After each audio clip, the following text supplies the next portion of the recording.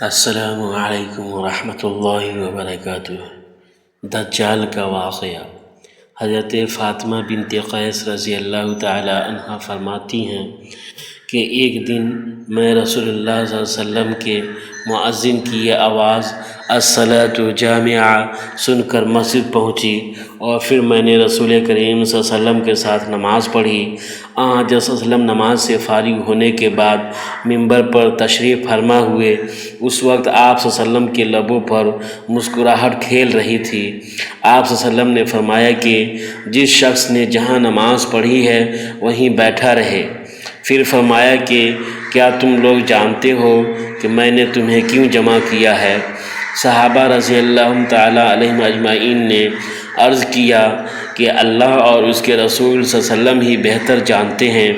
آپ صلی اللہ علیہ وسلم نے فرمایا کہ خدا کی قسم، میں نے تمہیں نہ تو کسی مرغوب چیز کے لیے جمع کیا ہے اور نہ کسی دہشتناک چیز کے لیے، بلکہ میں نے تمہیں اس لیے جمع کیا ہے کہ تمیم داری جو ایک نصرانی شخص تھا آیا اور مسلمان ہوا، اور اس نے مجھے ایک ایسا واقعہ سنایا جو مسیح دجال کے بارے میں ان باتوں کے مطابق ہے جو میں تمہیں بتایا کرتا ہوں۔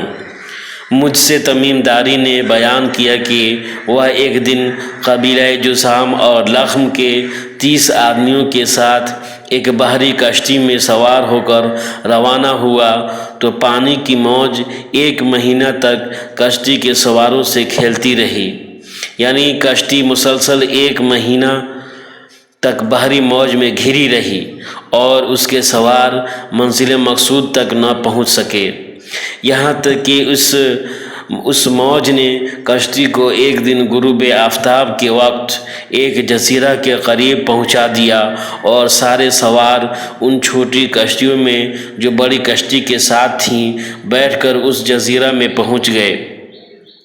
وہاں انہیں ایک ایسا چوپایا ملا جو بہت بالوں والا تھا۔ بالوں کی کثرت کی وجہ سے اس کا آگا پیچھا معلوم نہیں ہوتا تھا۔ لوگوں نے اس کو دیکھ کر بڑی حیرت سے کہا کہ تجھ پر افسوس، تو کون ہے اور کیا چیز ہے؟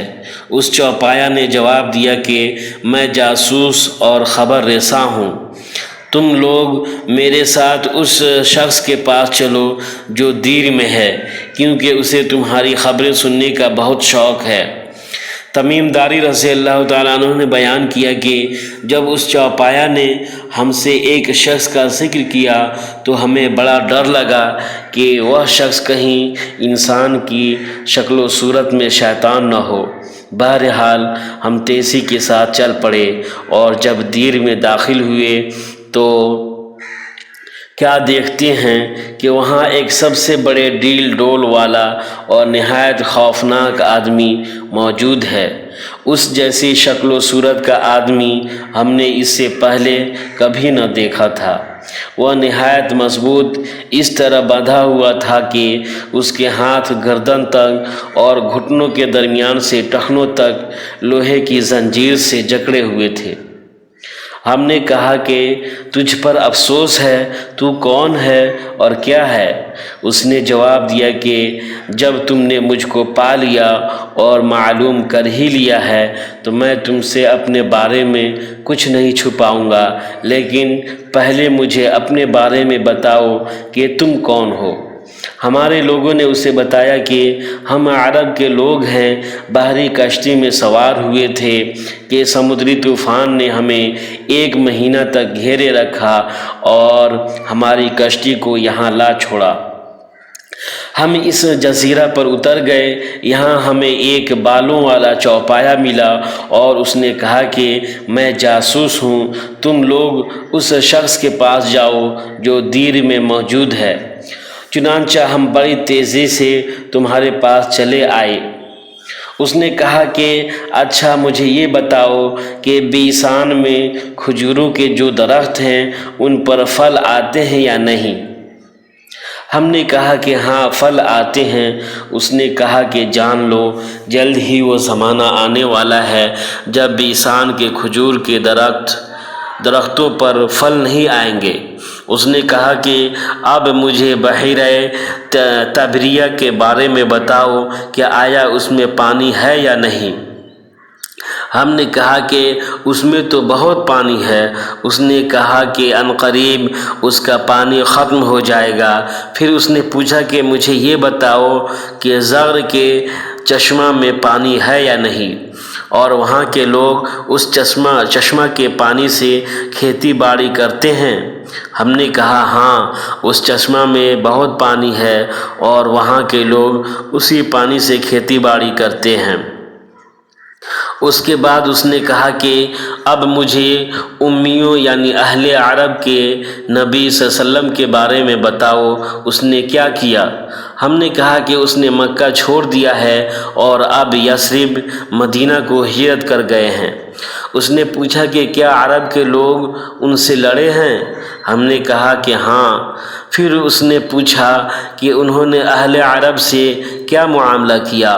ہم نے اس کو بتایا کہ وہ نبی صلی اللہ علیہ وسلم ان عربوں پر غالب آ گئے ہیں جو ان کے قریب ہیں، اور انہوں نے ان کی اطاعت اختیار کر لی ہے۔ اور اس نے کہا کہ تمہیں معلوم ہونا چاہیے کہ ان لوگوں کا ان کی اطاعت کرنا ہی ان کے لیے بہتر ہے۔ اور اب میں تمہیں اپنے بارے میں بتاتا ہوں۔ میں در حقیقت مسیح یعنی دجال ہوں۔ وہ زمانہ جلد ہی آنے والا ہے جب مجھے نکلنے کی اجازت مل جائے گی۔ اس وقت میں نکلوں گا اور 40 دنوں تک زمین میں پھروں گا، یہاں تک کہ کوئی آبادی ایسی نہیں چھوڑوں گا جس میں داخل نہیں ہوں گا سوائے مکہ اور طیبہ یعنی مدینہ کے۔ یہ دونوں شہر مجھ پر حرام قرار دیے گئے ہیں۔ جب میں ان دونوں شہروں میں سے کسی شہر میں داخل ہونا چاہوں گا تو میرے سامنے ایک فرشتہ آ جائے گا جس کے ہاتھ میں ننگی تلوار ہوگی۔ وہ فرشتہ مجھ کو اس شہر میں داخل نہیں ہونے دے گا۔ حقیقت یہ ہے کہ ان میں سے ہر ایک شہر کے تمام راستوں پر فرشتے مامور ہیں جو اس شہر کی نگہبانی کرتے ہیں۔ راوی کہتے ہیں کہ رسول اللہ صلی اللہ علیہ وسلم نے اپنا عصا مبارک ممبر پر مار کر یہ فرمایا کہ یہ ہے طیبہ، یہ ہے طیبہ، یہ ہے طیبہ یعنی مدینہ۔ پھر فرمایا یاد رکھو کیا میں تمہیں یہی بات نہیں بتایا کرتا تھا؟ صحابہ کرام نے کہا کہ ہاں۔ اس کے بعد آپ صلی اللہ علیہ وسلم نے فرمایا جان لو دجال شام کے سمندر میں ہے یا یمن کے سمندر میں، نہیں بلکہ وہ مشرق کی جانب سے نکلے گا۔ یہ فرما کر آپ صلی اللہ علیہ وسلم نے ہاتھ سے مشرق کی جانب اشارہ کیا۔